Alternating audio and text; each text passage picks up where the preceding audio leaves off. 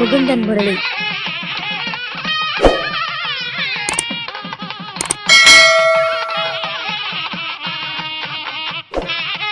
வேலூரிலிருந்து வருகை புரிந்திருக்கக்கூடிய நம்முடைய ரோஷன் ஐயா அவர்கள் முதல் முறையாக நம்முடைய மகரிஷி ஜோதிட ஆராய்ச்சி அறிவத்துக்கு வருகை புரிந்திருக்கின்றார்.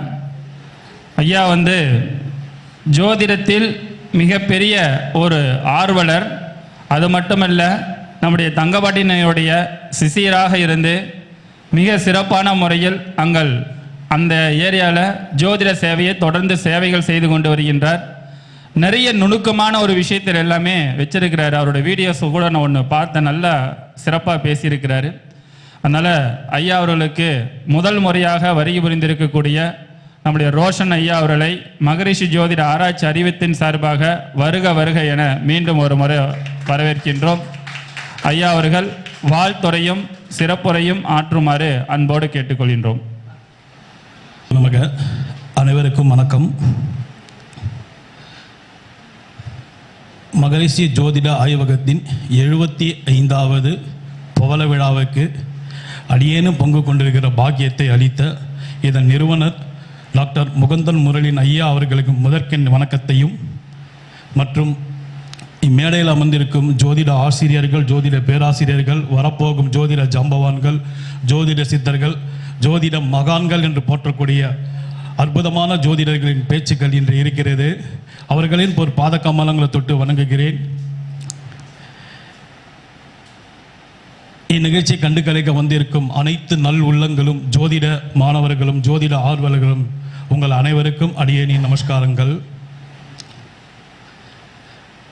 சமீபத்தில் ஜோதிடத்தில் மிகப்பெரிய புரட்சி, ஜோதிடர்களுக்கெல்லாம் மிகப்பெரிய மறுமலர்ச்சி ஏற்படுத்தி கொடுத்த ஜோதிடர்களுக்கு கலியுகத்தில் சித்தனாகவும் ஜோதிடர்களுக்கு கலங்கரை விளக்காகவும் வாழ்ந்து கொண்டிருக்கும் எங்கள் குருநாதர் ஞானகுரு தங்கப்பாண்டியன் ஐயா அவர்களின் பாத கமலங்களை தொட்டு வணங்கி என் உரையை ஆரம்பிக்கிறேன்.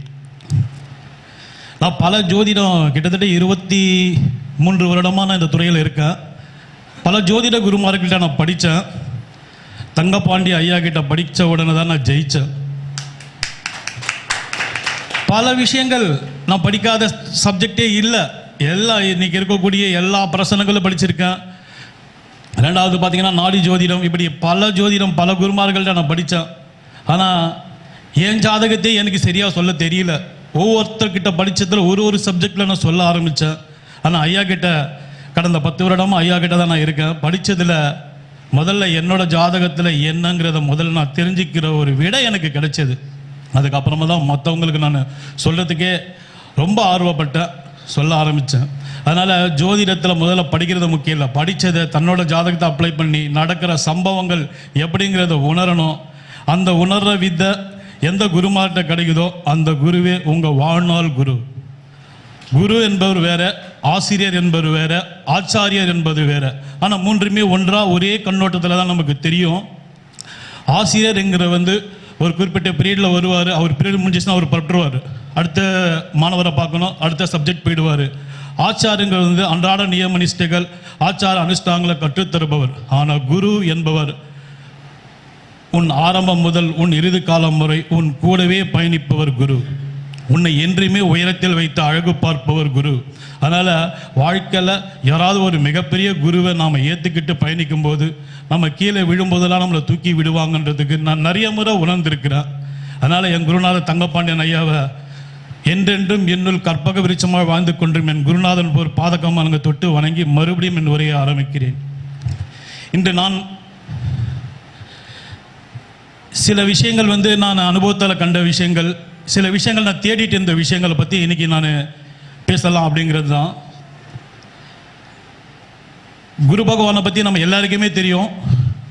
இருக்கிற சுபகிரகங்கள்லேயே குரு பகவான் மிகப்பெரிய சுபகிரகம். அந்த குரு பகவானோட காரகத்துவம் என்றைக்குமே குரு தான். எந்த நிலையிலும் குரு பகவான் நன்மை செய்யக்கூடிய வல்லமை பெற்றவர். ஒரே பதில் சொல்ல போனால் இதுதான். அவருக்கு இந்த லக்னத்துக்கு பாதகாதிபதி, அவர் மாதகாதிபதி, அஷ்டமாதிபதி, நீச்சம், வக்ரம், 6, 8, 12 இதெல்லாம் அடுத்த கேட்டகரி. இதெல்லாம் தூக்கி 2வது பக்கமாக வைங்க. குருனா நல்லவர், குருனா நல்ல நேரம், குருனா சுப நாள், குரு பார்வை அப்படின்னா வெற்றி. முதல் கேள்வி இதுதான். மீதி எல்லாம் நம்ம அதுக்கப்புறமா எடுத்துக்கலாம், செகண்ட் கேட்டகரியில் போய் உள்ள பிரிச்சுக்கலாம். ஆனால் அப்படிப்பட்ட குரு பகவான் பற்றி இன்னைக்கு பேச போகிறோம். இப்போ பார்த்தீங்கன்னா அந்த சுக்கிர பகவானுக்கு குரு பகவானை விட ஒரு உயர்ந்த மந்திரம் தெரியும், நம்ம எல்லாருக்குமே தெரியும். அப்போ மிருத சஞ்சீவினி மந்திரம் சுக்கிர பகவானுக்கு தெரியும் அப்படிங்கிறது ஊரறிஞ்ச விஷயம், எல்லாருக்குமே தெரியும். ஆனால் அப்போ குரு பகவானுக்கு தெரியாதா? என்னோட கேள்வி அதான். குரு பகவானுக்கு தெரியுமா தெரியாதா? சரி, அப்போ அவர் என்ன உபதேசம் செஞ்சிருப்பார் நமக்கு? இவர் மிருத சஞ்சீவனி உபதேசம் பண்ணிட்டாரு சுக்கராச்சாரியார். அப்போ குரு பகவான் இது எங்கேயுமே போடலை, இது எங்கேயுமே சொல்லலை. அப்போ உயர்ந்த இடத்துல இருக்கிற குரு பகவானுக்கு இது தெரியாதா? அதுக்கு ஒரு கதை வச்சிருக்காங்க. குருவோட பையன் இவர்கிட்ட சிஷ்யனா சேர்ந்து சுக்கிரனோட மகள் தேவயானை கல்யாணம் பண்ணது கிடைச்சதுன்றாங்க. அது ஒரு கதை ஒரு பக்கம் இருக்கட்டும். ஆனால் உண்மையிலே குரு பகவானுக்கு தெரியுமா தெரியாதா? நம்ம எங்கன்னா படிச்சிருக்கோமா? ஐயா சொல்லுங்க. இதுதான் என்னோட கேள்வியா இருந்தது.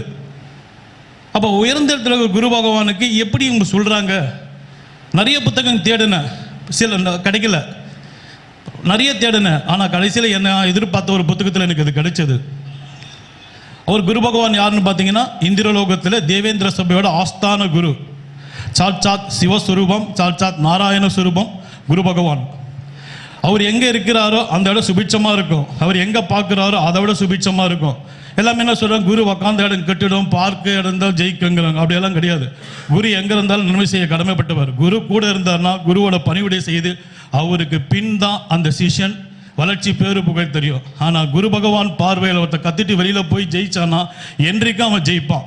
இதுதான் குரு பகவானில். குரு கூட இருந்தால் கிரகம் வேலை செய்யாது அப்படின்னு சொல்றதெல்லாம் எந்த வகையில் சாத்தியப்படலை. இப்போ அடுத்து பார்த்தீங்கன்னா குரு பகவான் என்ன மந்திரத்தை உபதேசிச்சார்னா, சரி தேவர்களுக்கு இறப்பு இருக்கா இல்லையா சார்? அசுரர்களுக்கு இறப்பு இருக்கு, அதனால மிருத சஞ்சீவினி மந்திரம் சொல்லி உயிர் பயிச்சாங்க. தேவர்களுக்கு இறப்பு இருக்கா இல்லையா? இருக்கா இல்லைங்களா?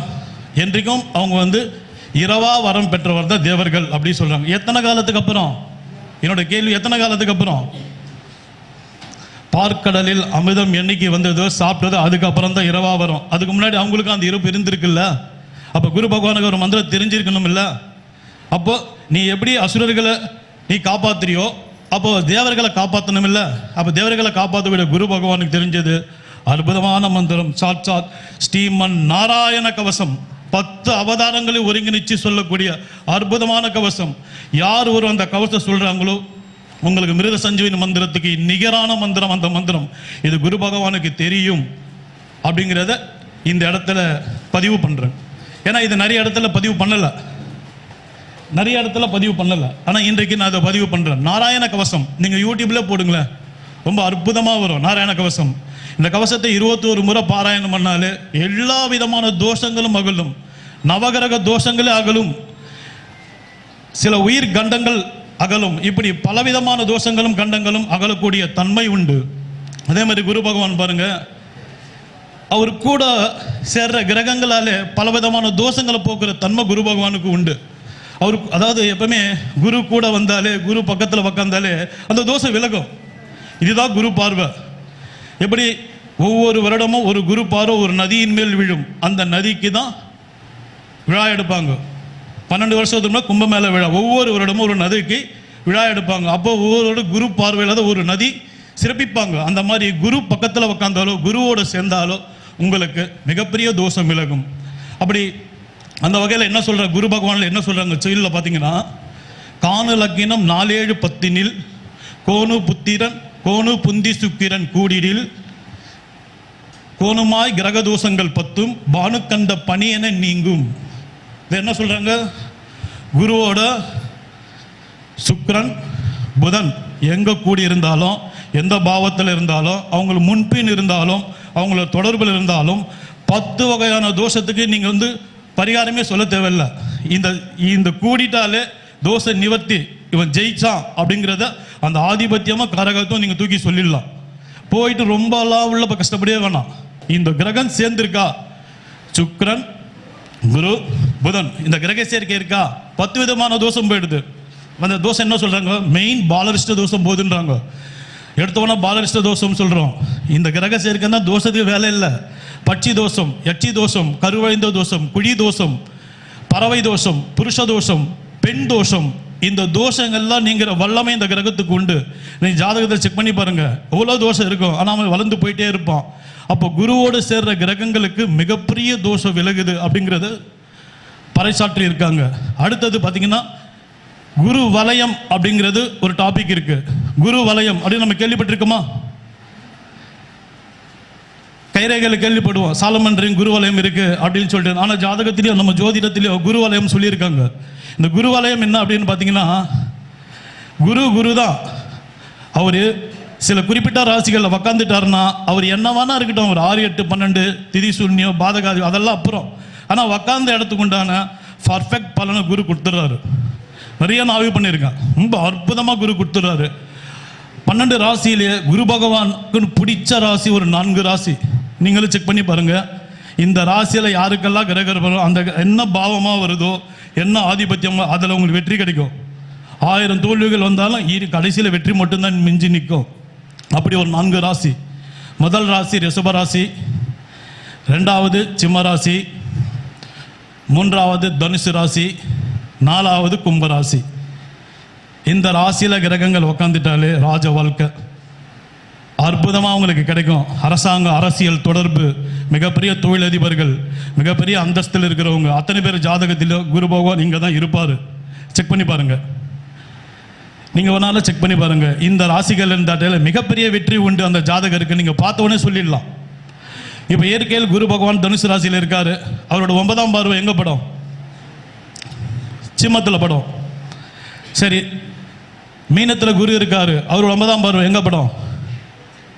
விருச்சிகத்திலையும் சிம்மத்திலையும் எந்த கிரகங்கள் இருந்தாலும் சுபபலனே செய்யும். 8ஆம் இடம் விருச்சிக ராசி கெட்டுடும் அப்படின்னு பயப்படவே வேண்டாம். அது எந்த லக்னனா இருக்கட்டும், என்ன வேணா இருக்கட்டும், பயப்பட வேண்டிய அவசியமே இல்லை. அங்கே இருந்தால் நன்மை செய்கிற தொகுதி உண்டு. குரு கட்டளை இட்டாச்சு, நன்மை செய்யணும், நீ 1000 பண்ணு, என்னோட வாக்கு பலிக்கணும். அப்போ சிம்மத்திலேயோ விருச்சிகத்திலேயோ கிரகங்கள் இருந்து ஒரு தசை நடந்தால் ஜாதகர் வெற்றி வரும். பயப்பட வேண்டிய அவசியம் இல்லை. போட்டு அவங்கள பயப்பத்தி குழப்பிடவே வேண்டாம். ஸோ இது ஒரு குரு பகவானது மிகப்பெரிய அமைப்பு. அடுத்து மோட்சஸ்தானம் அப்படிங்கிறது 12ஆம் இடத்தை சொல்றோமா? அப்போ மோட்சக்காரகன் யாரு? அவர் ஞானக்காரகன். மோட்சக்காரகன் யாரு? மோட்சம் தர தகுதி குரு பகவானுக்கு தான் இருக்கு. குரு தானே மோட்சம் கொடுப்பாரு, அவர் தானே ஞானம் கொடுக்குறாரு, அவர் தானே மோட்சம் கொடுப்பாரு. அப்போ குரு பகவானுக்கு தான் இருக்குது. அப்போ குரு பகவான் 12ஆம் அதிபதி பலம் பெற்றாதான், 12ல் கேது இருந்தால் தான் மோட்சன்றதெல்லாம் கிடையாது. குரு பகவானும் மோட்சத்துக்கு உண்டான விதிவிலக்க கையில் வச்சிருக்கிறாரு. அதே செயலில் என்ன சொல்றாங்க சொன்னால், மகரம் கும்பம் வில்தனில், மகரம் கும்பம் வில்தனில் மன்னவன் ஜனனமாய் பகரும் நன்றினில் பசும் பொன்னன் நெறிந்திட சாயுச்ச மோட்சமாம் சுகமாய் பெற்றவன் தூயனாம் ஜீவனே. மகர லக்னம், கும்ப லக்னம், தனுசு லக்னத்தில் யார் பிறந்தாலும் அவர்களுக்கு கடகத்தில் குரு இருந்தால் ஜாதகர் மோட்சம் அடைவார். பதிலே பேசுவானா, என்னடா இது தனுசு லக்னத்துக்கு 8ஆம் இடமா இருக்கு, கும்பத்துக்கு 6ஆம் இடம் இருக்கு, அப்படியெல்லாம் கிடையாது. அதில் அடுத்து அந்த 6ஆம் இடம் 8ஆம் இடத்துல பலனும் வரும், ஆனால் இறுதியில் அந்த மோட்சம் கிடைக்கும். குரு பகவான் மோட்சத்தை தரக்கூடிய வல்லமை உண்டு. இப்போ 12ஆம் இடம் மோட்சஸ்தானம், குருவோட 9ஆம் பார்வை 12ஆம் இடத்துக்கு பட்டால் அவன் மோட்சம் அடைவான். மகான்களோட ஜாதகத்தை எடுத்து பாருங்க, கிளியராக இருக்கும். குரு பகவானுக்கு 5, 7, 9 பார்வை தான் இருக்கு. அந்த பார்வையிலேயே ரொம்ப அபூர்வமான பார்வைன்றது, அதிசய பார்வைங்கிறது 9ஆம் பார்வை தான். இந்த 9ஆம் பார்வை எந்த பாவத்தில் படுகிறதோ அந்த பாவம் புனிதம் அடைகிறது. நீங்கள் பயப்படவே வேண்டாம், தைரியமாக சொல்லலாம், இந்த பாவத்தில் உனக்கு வெற்றி மட்டுமே உண்டு அப்படிங்கிறத ஆணித்தரமாக அடித்து சொல்லலாம். நீங்கள் பெரிய பெரிய ஜாதக பாருங்க, குருவின் 9ஆம் பார்வை 9ஆம் அதிபதிக்கோ 9ஆம் இடத்துக்கோ பார்வைப்பட்டால் அவர் மக்களால் வணங்கப்படக்கூடிய நபர். காஞ்சி மகான் ஜாதகத்தை எடுத்து பாருங்க, சிம்ம லக்னம் 9 கோடி செவ்வாய் 6ல் உச்சம், ரிஷபத்திலேருந்து குரு 9ஆம் பார்வை 9ஆம் அதிபதியை பார்க்கும். மக்களால் வணங்கக்கூடிய மகான்கள் அந்தஸ்து உண்டு. நம்மளோட அப்துல் கலாம் ஜாதகத்தை எடுங்க, அவர் என்ன லக்னம்? கடக லக்னம், 9க்குரிய குரு உச்சம் 9ஆம் பார்வை 9ஆம் இடத்தையே பார்க்கும். மக்களால் போற்றக்கூடியவர், பிரபஞ்சத்தை வசியப்படுத்த தகுதியுடைய நபர்கள் யார் ஜாதகத்தில் குரு பகவான் 9ஆம் பார்வை 9ஆம் மதிக்கோ 9ஆம் இடத்துக்கோ படுகிறதோ அவர் மக்களால் வணங்கக்கூடிய நபர்கள். ஃபஸ்ட்டு. ரெண்டாவது, குரு பகவான் 9ஆம் பார்வை லக்னத்துக்கோ லக்னாதிபதிக்கோ பட்ட மக்களால் போற்றப்படக்கூடியவர்கள். அரசியல்வாதி, மினிஸ்டர், ஜனாதிபதி, எனி போஸ்டிங், மக்களால் மதிக்கக்கூடிய அனைத்து பதவிகளும் தரக்கூடிய வல்லமை உண்டு. குரு பகவான் 9ஆம் பார்வைக்கு அவ்வளவு அற்புதம். குரு பகவான் 9ஆம் பார்வையை சிம்மத்தையோ தனுசையோ பார்த்தா ராஜ வாழ்க்கை, அவங்களுக்கு அரசாங்க விருது கிடைக்கும், கவர்மெண்ட் அவார்டு கிடைக்கும், பொற்கிழி கிடைக்கும், அரசாங்க பதவி கிடைக்கும், மிகப்பெரிய பெரிய பதவிகள் கிடைக்கக்கூடிய அமைப்பு இதுக்கு உண்டு. நிறைய நீங்கள் ஜாதகங்களை செக் பண்ணி பாருங்கள், அவங்களுக்கு அப்போ தான் பதவி கிடைக்கும், அவார்டு கொடுப்பாங்க. அவார்டு ஃபங்க்ஷன்லாம் சூரியன் குரு 9ஆம் அதிபதி 5ஆம் தொடர்பு இல்லாமல் இந்த ஃபங்க்ஷனுக்கு வந்திருக்க முடியாது. உங்களுக்கு அந்த தொடர்பு இல்லாமல் உள்ளே வர முடியாது, குருமார்களை பார்க்க முடியாது. இதுதான் குரு பார்வை. மேடையில் இருக்கிற குரு பார்க்குற பார்வையில் உங்களுக்கு தோஷம் விலகும். அதனால தான் வாங்க வாங்கன்னு சொல்கிறது. வந்தீங்கன்னா உங்களோட நவகிரக தோஷங்கள் விளங்கும். அப்போ குருவோட 9ஆம் பார்வைக்கு மிகப்பெரிய சிறப்பு இருக்குங்கிறது நிறைய இடத்துல நம்ம பதிவு பண்ணியிருக்கிறோம். அதுக்கப்புறம் பாருங்கள், குருவோட 9ஆம் பார்வை 4ஆம் இடம், பதவி, பட்டம், யோகம் தரக்கூடிய இடம். குருவோட 9ஆம் பார்வை 4ஆம் இடத்துக்கு பட்டுச்சுன்னா அவங்களும் மிகப்பெரிய பதவியில் வராங்க. அரசியல் செல்வாக்கு, அரசாங்கம், பிரைவேட் கம்பெனியில் இருந்தாலும் மிகப்பெரிய உயர்ந்த பதவியில் வராங்க. அது மட்டும் அங்கே இல்லை, குருவின் 9ஆம் பார்வை 4ஆம் இடத்துக்கு பார்த்தால் கடுமையான வாஸ்து தோஷமும் விலகுது. ஐயா, வாஸ்து தோஷமும் விலகுதுங்க ஐயா. 9ஆம் பார்வை 4ஆம் இடத்துக்கு பட்டுச்சுன்னா அது அவன் பூர்வ புண்ணியம், அதை அவன் சரி பண்ண வேண்டியது அது தானாக சரியாயிடும். இல்லை யாராவது குருமார்கள் வந்து சரி பண்ணி கொடுத்துருவாங்க. ஆனால் அற்புதமான வாஸ்து அந்த இடத்துல எந்த விதமான தோஷமில்லை வாழக்கூடிய அமைப்பு. குருவின் 9ஆம் பார்வை 4ஆம் அதிபதிக்கோ 4ஆம் இடத்துக்கு பட்டால் மிகப்பெரிய வெற்றி உண்டு. அதுக்கப்புறம் பாருங்க, குருவின் 9ஆம் பார்வை 3ஆம் இடம், சுய முயற்சியில் முன்னேறி இமாலய சாதனை, வெற்றி சாதனை, வெற்றியாளர், அத்தனை பேர் ஜாதகம் இதுதான் இருக்கும். செக் பண்ணி பாருங்க. அவங்க அதை மட்டும்தான் சுயசரிதை எழுதுவாங்க. தன்னோட வாழ்க்கையில் நடந்த சுயசரிதை எழுதுகிற அமைப்பு அவங்களுக்கு உண்டு. அவங்க ஒரு இடமாற்றம் பண்ணி மிகப்பெரிய அளவில் முன்னேறி வரக்கூடிய ஒரு அமைப்பு. குருவின் 9ஆம் பார்வை 3ஆம் பாவத்திற்கோ 3ஆம் அதிபதிக்கோ படும்போது மிகப்பெரிய வெற்றியாளர்களாக திகழ்கிறாங்கிறது பல முறை நான் அனுபவிச்சிருக்கேன். அப்போது குருவோட 5ஆம் பார்வைங்கிறது வந்து ஆன்மீக பார்வை, குருவோட 9ஆம் பார்வை வந்து புனித பார்வை. அப்போ 5ஆம் பார்வை வந்து ஒருத்தனை மனிதனாக்கும், ஆனால் 9ஆம் பார்வை ஒருத்தனை மாமனிதனாக்கி புனிதனாக்கும் என்று குருவோடின் பெருமையை சொல்லி இந்த சிறிய உரை பேசக்கூடிய வாய்ப்பு நல்கிய ஐயா டாக்டர் முகுந்தன் முரளி ஐயா அவர்களுக்கு நன்றி கூறி விடைபெறுகிறேன். நன்றி, வணக்கம். கொஞ்சம் உள்ள வந்து உட்காருங்க ஐயா. ரொம்ப ஒரு அற்புதமான முறையில் குறுகிய நேரத்தில் நிறைய நுணுக்கங்களையும் ரொம்ப அற்புதமான ஒரு விளக்கத்தையும் கொடுத்த நம்முடைய ரோஷன் ஐயா அவர்களுக்கு மகரிஷி ஜோதிட ஆராய்ச்சி அறிவித்தின் சார்பாக மனமார்ந்த ஒரு நன்றி வாழ்த்தையும் இந்த நேரத்தில் தெரிவித்துக் கொள்வோம். அது மட்டும் இல்லை, இங்கே வந்திருக்கிறதுல இன்னைக்கு முதல் முறையாக மகரிஷிக்கு ரோஷன் ஐயா வருகை புரிந்திருக்கிறார். அதனால் அவருக்கு ஒரு சிறப்பு, ஒரு கௌரவிப்பு நம்முடைய மகரிஷி ஜோதிட ஆராய்ச்சி அறிவித்தின் சார்பாக சிறப்பு செய்ய இருக்கின்றது. நம்முடைய பரணி பாரதி ஐயா அவர்கள், மணிமுருகேசன் ஐயா அவர்களும் சிறப்பு செய்ய இருக்கின்றார்கள்.